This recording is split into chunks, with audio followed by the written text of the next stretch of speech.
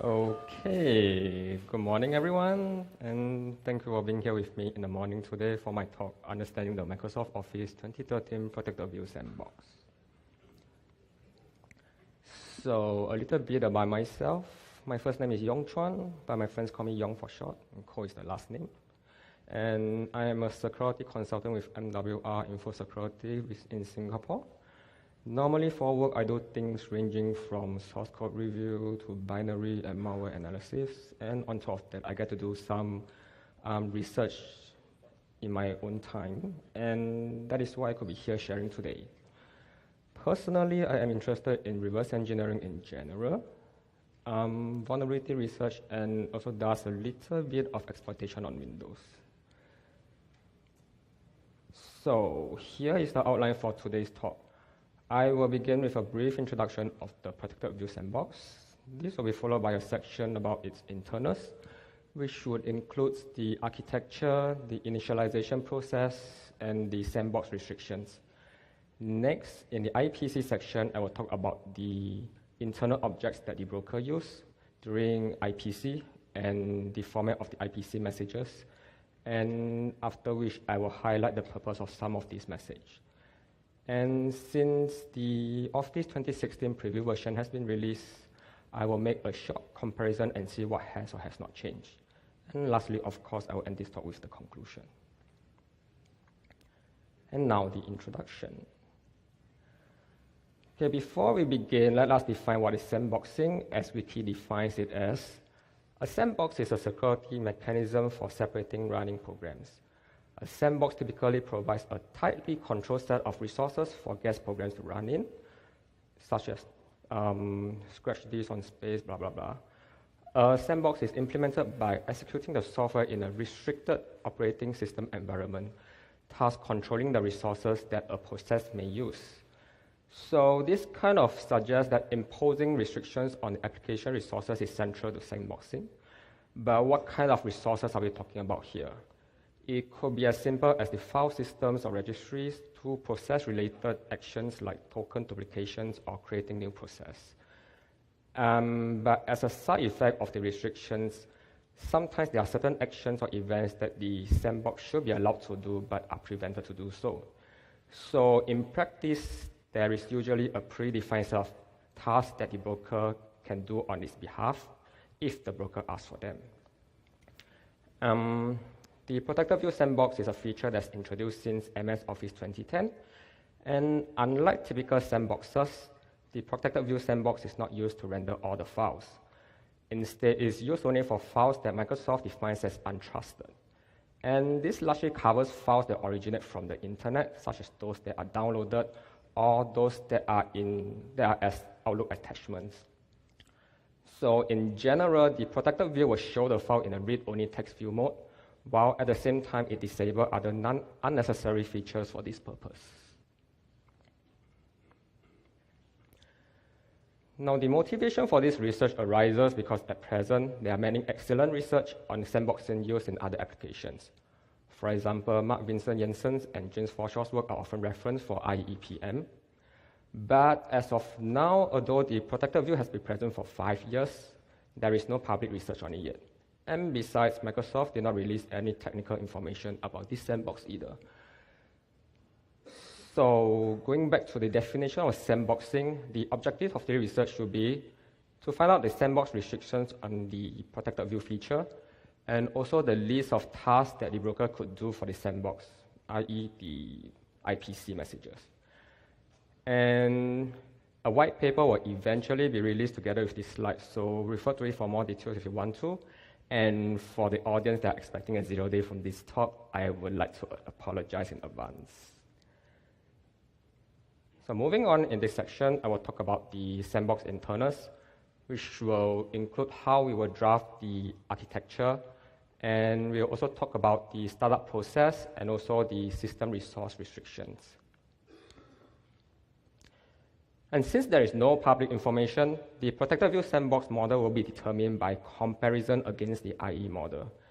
And the IE model is chosen mainly because of the likelihood of code reuse in Microsoft, or they may at least share similar components. and also because there's good reference for it, because it's extensive research by many other researchers.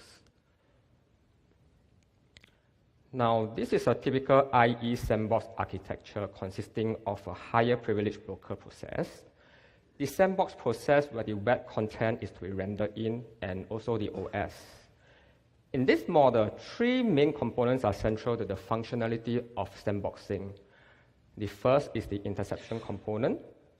Second is the elevation policy component. And lastly, of course, we have the IPC. The intersection component is used to redirect API calls. In IE, this redirection facilitates three purposes. First, it can modify the API parameters for the sandbox context. So, for example, original file path which would have point to outside the sandbox container will be changed by this redirection so that it will point to inside the sandbox directory. And second, there may be certain situations or actions that may simply need to be performed in the context of the broker.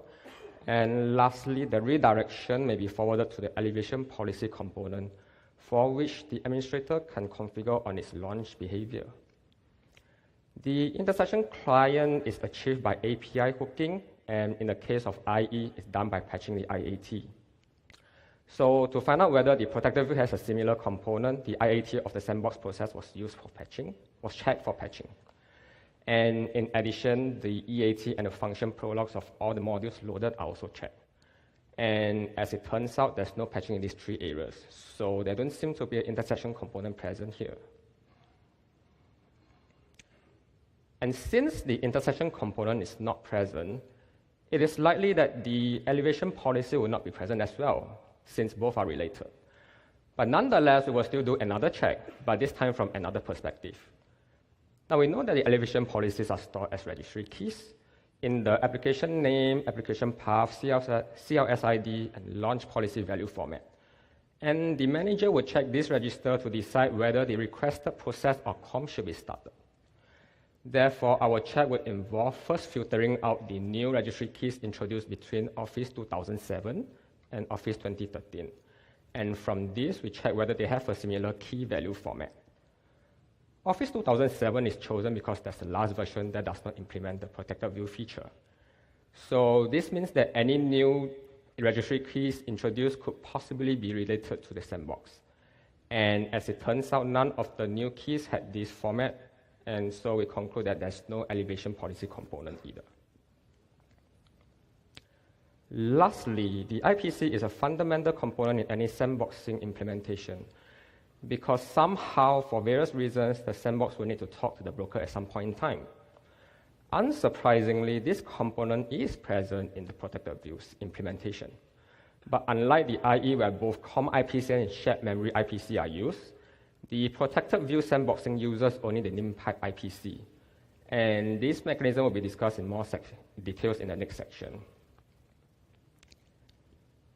So the final protected view sandbox model is actually very simple and should look something like this without the two components. This is hardly surprising given that this feature is intended to show only a text view of the file, and therefore all the full functionalities of the application are not needed. This also means that the attack surface for sandbox escapes are greatly reduced, and especially so for the absence of elevation policy, which has been commonly abused in IE-EPM escapes. As a final note here, you see that all untrusted files are rendered in the same sandbox process. So therefore, the broker will need to find a way to identify each file. And we can see how it does so from the internal objects that we talk about later. Now, in any sandboxing implementation, there are three factors that should be considered during the creation of the sandbox process. First, it should have a restricted access token, either by assigning or dropping the appropriate seeds, or in the app container case, the capability seeds. Secondly, the sandbox process should be created in an isolated Windows station and desktop to minimize the interaction it may have with other processes. And finally, its process behavior should also be restricted with its job handler. Now we will look at the solid process and at the same time check whether these three factors are applied.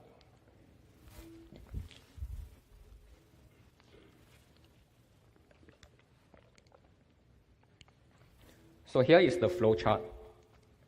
There are two modes of which the sandbox can be started in: the low incredulity mode if it is in Win 7, or app container mode if it is in Win 8 and above. The broker will discover this environment by either checking the HKLM software, Microsoft Office, common security user app container registry key, or whether calling these two APIs would succeed. The orange boxes will represent the differences in startup between these two modes. The green boxes will represent the differences due to application settings. For a start, we see that each sandbox name is randomized by only the last 10 bits. Then it sets the restrictions for this job object. But it does not do this all the time, and by default, there's no UI restrictions at all. Next, it generates the sandbox seed accordingly. In the app container mode, this is done with the derived app container seed from app container name API, and in the integrity mode, the sandbox seed is hard-coded but for the last 4 digits, which is reused from the sandbox name. Next, the broker will disable, restrict, and allow these respective seeds from the sandbox token if it is in the integrity mode. And lastly, it sets the low integrity level. And next, the broker creates the sandbox directory and grants the access. In the app container mode, the access is granted only to the sandbox seed, while in the other mode, the respective seeds are granted individually. The broker then creates an isolated desktop if needed to, but by default, this is not the case, and therefore, the process is created in the default desktop. Next is set up the IPC name pipe with a buffer size of 2000 bytes. In the app container mode, the broker will add the Office capability seed before starting the sandbox with the create process as user API. So in this flowchart, we see that the process by default is not created with desktop isolation and also job UI restrictions. So what this means is that the protected view process is still affected by these known IEEPM issues, which are reading and writing to the clipboard or doing screen captures. Now, I'm sure many knows that the app container is largely based on a concept known as capability, which will in turn define the system resources that the sandbox can access. In IE, these capabilities are known and defined either in win-nt.h or from the capability mappings registry key. But as you can see from the startup flowchart, the protected view sandbox is assigned only one capability, which is not documented or defined publicly. So to define the boundary of the sandbox container, we will check for the sandbox and capability seeds in the access control list in an iteration of file locations and registry keys. For the file locations, with the sandbox seed, the sandbox will actually access only the user profile app data, local packages, directories, and subdirectories with the standard writes all access. The capability set does not allow access to any file locations, and this result is what we would have expected as seen from the startup process. For the registry keys, the sandbox seed could access these sandbox-related keys with mostly key or access rights. For the capability seed, only Office-related keys could be accessed, and with only the key read rights.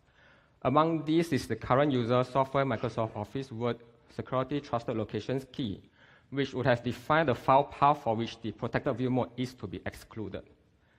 So meaning that if somehow you could put the file path of your own file into this registry, then it will not be open in protected view. Another slightly interesting things which you can read from the Office registry key is the file MRU subkeys, which will contain the files that are recently opened in Office. Finally, the capability set does not allow outgoing connections to be made from the sandbox, as it will fail with permission denied on connect. So putting everything together from the internal section, you have this final illustration.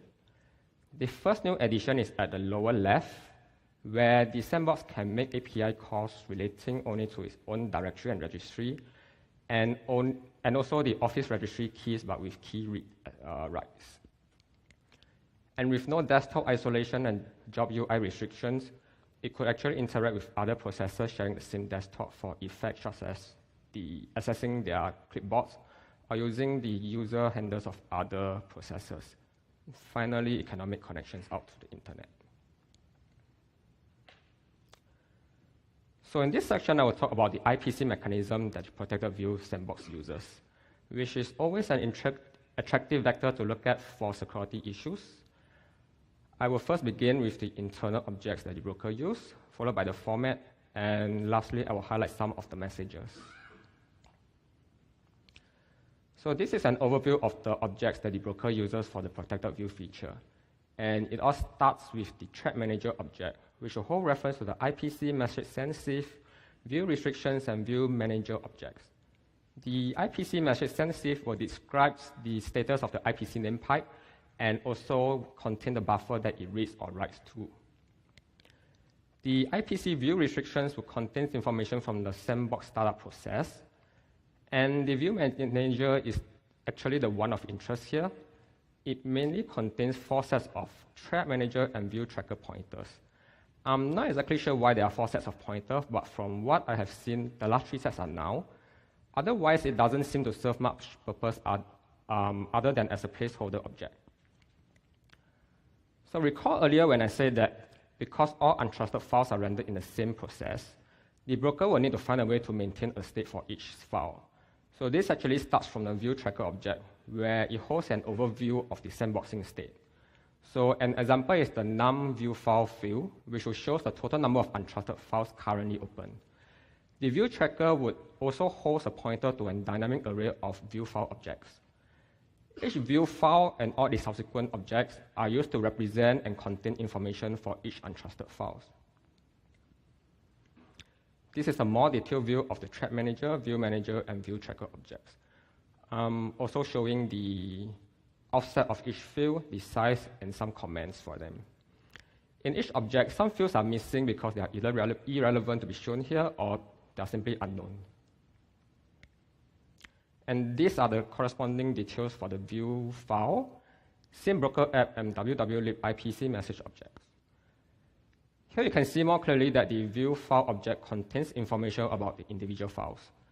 And in particular, the view ID is important because it identifies each file, starting with a value of 1 for the first one. And this field is commonly used in many IPC requests for the broker to fetch the corresponding view file object. The same broker app is not always present, and it depends on which process opens the file. In the illustration on the top right, if the sandbox has outlook at its parent, as shown by 1B, 2A, and 2B, then this object will not be created. And in which case, the wwlib IPC message will be missing as well. And as a side note, the global variable at 015E9A9C would show this situation as well. In general, all these 3 objects contain fields that are referenced directly by the respective IPC message.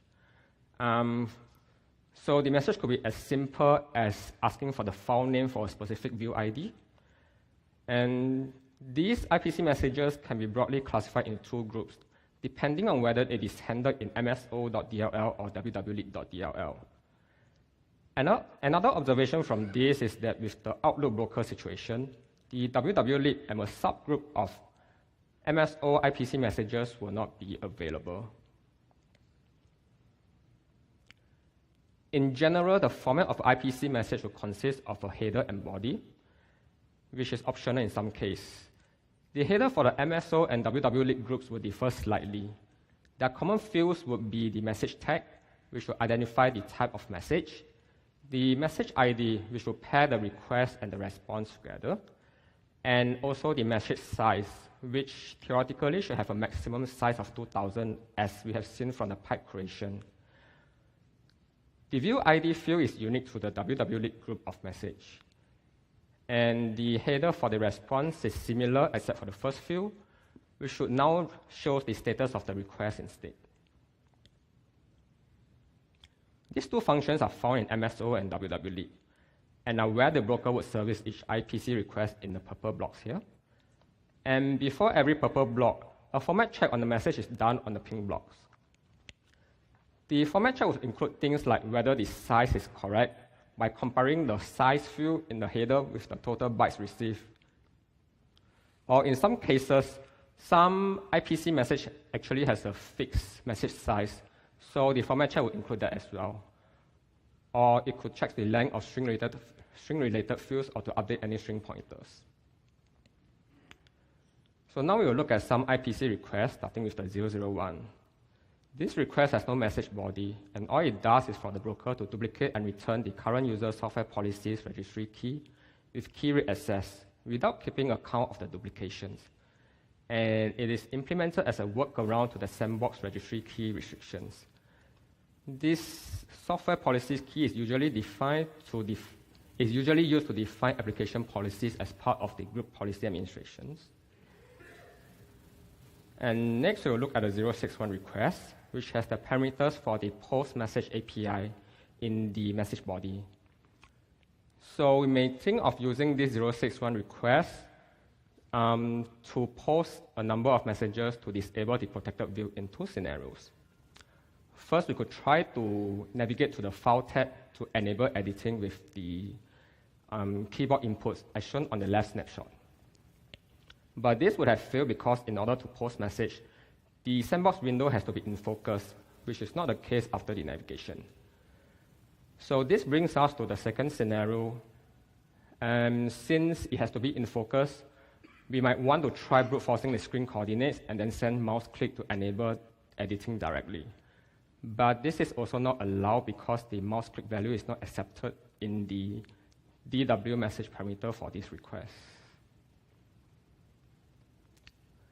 Now, although most features are disabled in protected boot view, URLs are still accessible from the untrusted file, and the 091 message is a request for this purpose.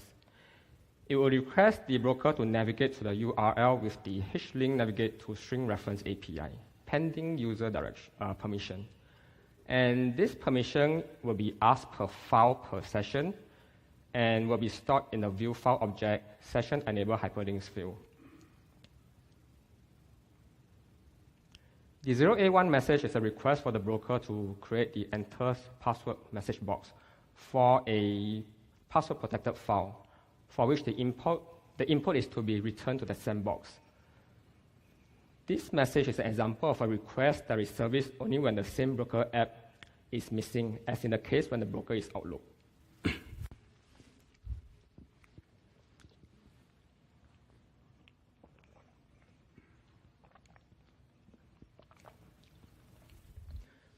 The reason for this is because the Outlook does not do any file parsing itself. So right when a file attachment is open, it will start the Sandbox process immediately and ask the Sandbox to handle the file. So while handling the file, the Sandbox will then realize that it needs a password, and therefore it will send this request for the Outlook to prompt the user. So this is in contrast to the case when the broker is a windward, and the broker would prompt the user for the password before the Sandbox is started.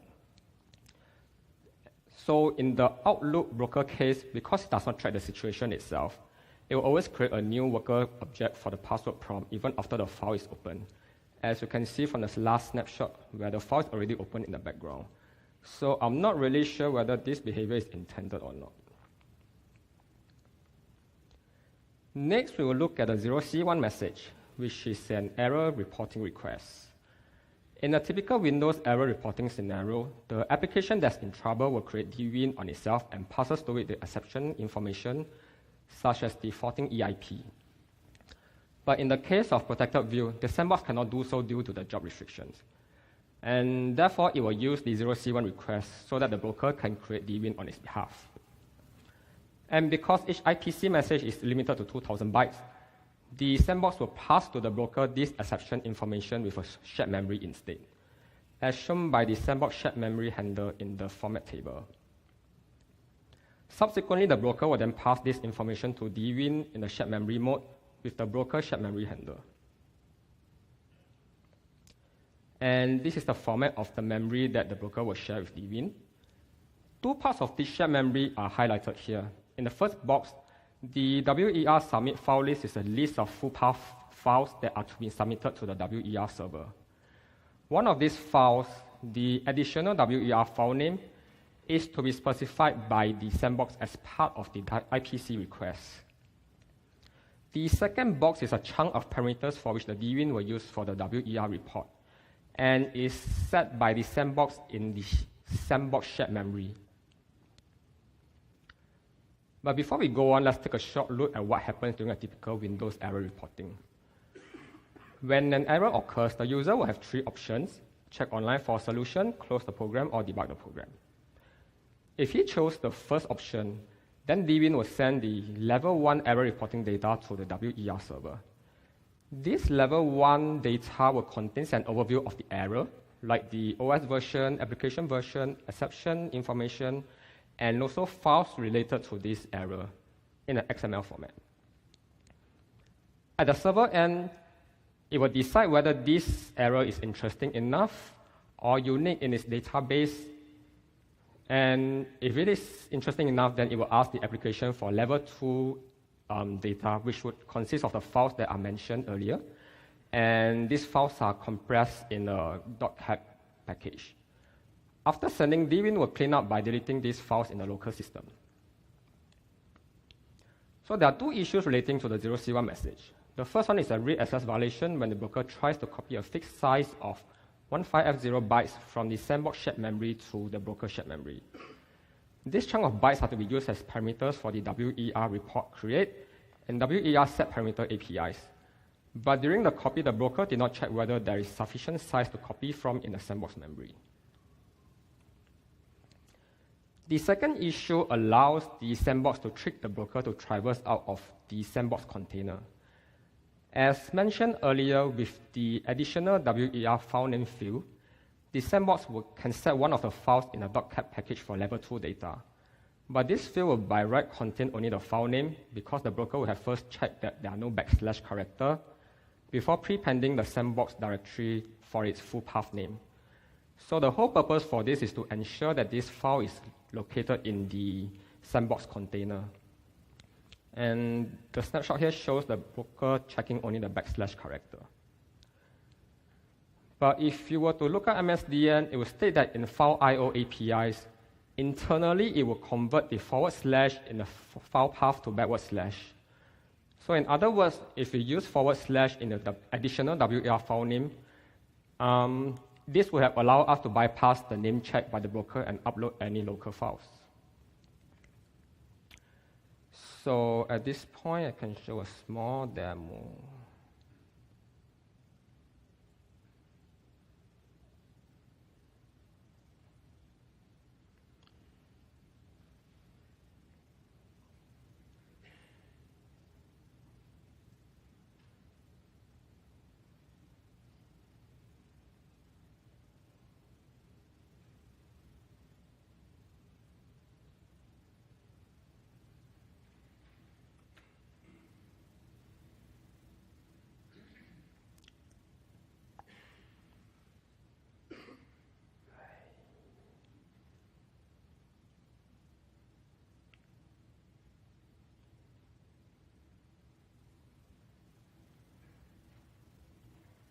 Okay, so effectively what we do here is to inject a DLL into the Sandbox process. And all this DLL does is to send a 0C1 message with the name pipe. So are these the parameters? Yeah, no. Okay.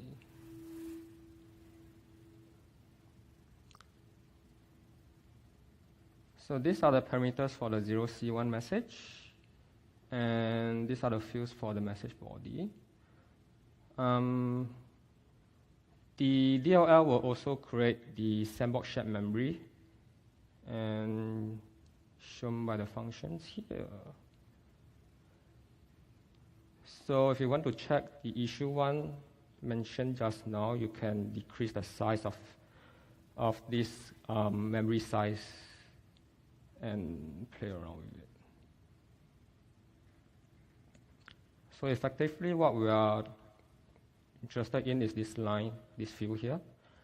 And this actually allows us to traverse out of the Sandbox container onto the desktop and then tries to upload this text file here.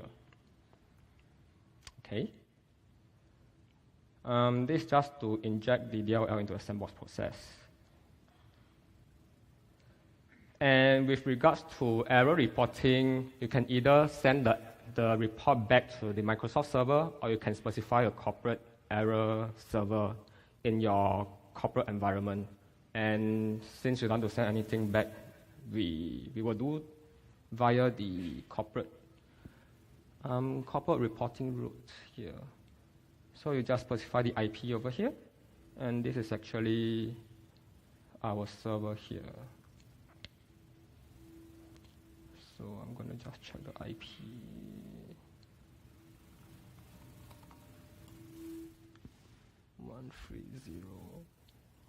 Okay. Okay. So let's inject the DLL. 3444. Okay. Check online to send level 1 data. Okay.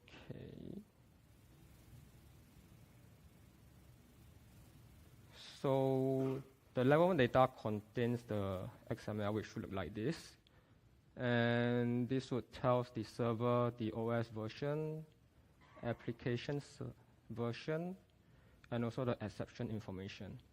And this will be the files that will be sent back in level 2. So the server will send this response back to us for level 2 data. And before sending, the user will need to grant the permission to do so. And if you see the list of files that are to be uploaded, we see that this is actually what we specify, prepended by the Sandbox directory here. Okay. So we will send. Yeah. And this will be deleted. And it should be appearing here.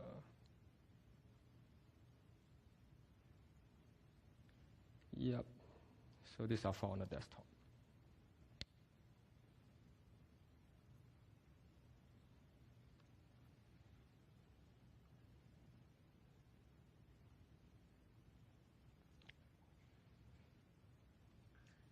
So essentially, we could upload any file to the server, which by default points to watson.microsoft.com, or to a pre-configured enterprise server. Alternatively, we could also use dwin to delete any file, as it does so after sending the .cat package.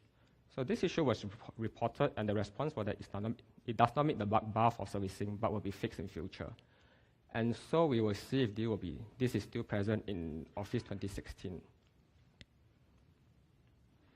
The last IPC message we'll talk about is the 0F1 request. It's actually a Microsoft help message that either creates the clv.exe or would navigate to the developer help website, depending on the request parameters. And like the 0C1 message, there's also a read AV here, and this time because of a null dereference.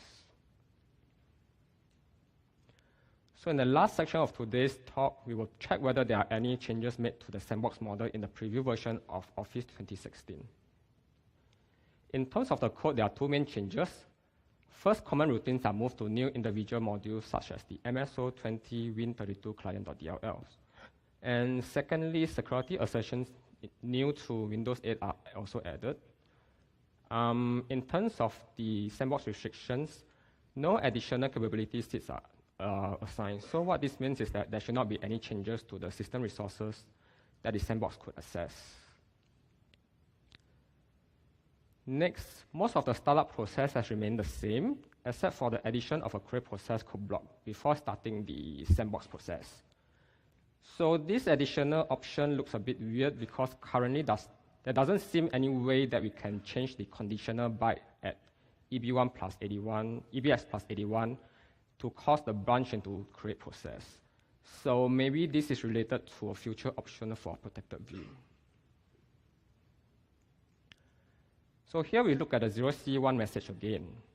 And personally, I'm curious because since the time they responded to me to the time of 2016 release, there's actually 2.5 months to add a few lines of code to check for the /. So if you compare the snapshot on the left with the one on the right, you can see that there's no change for the name check yet. So obviously, this is among one of their least priority issues to do. But I can understand that because to trigger this would first require a code execution in the sandbox, and then the user interaction is also required to send the file back to the WER server, and also to delete it. So the 161 message is a new request introduced in 2016, and it will be serviced only if the Outlook is loaded by, the sandbox is loaded by Outlook. So it's a very simple request to protect or unprotect the sandbox window for rights management protected files. And finally, this all request has a new message size, but otherwise nothing else has changed. So in conclusion, the protected view sandbox does not aim to offer full functionalities of the original application. Therefore, it can do away with the intersection and elevation policy components to implement a very simple model. This approach also means that the number of supporting IPC requests are greatly reduced. And as a comparison, the Adobe Reader has about 200 plus IPC message compared to the 38 in protected view. Even so, like with all software, some issues are still found. For example, the desktop isolation and the job UI restrictions are not applied by default. And this has been present since the IEPM. Code quality-wise, Microsoft has been careful in dealing with the buffer sizes and so on. But two read access violations are still found, even though their impact is minimum. And there's also the directory traversal issue, which is not fixed yet. If we were to use the 2016 as a glimpse to how the sandbox may evolve, it is likely that there will not be much changes, but I personally is curious to know how the new create process option will be used. All in all, I think that this feature still offers quite a good sandbox protection to users. Here is a subset of the reference, and this is the end of my talk. Thank you.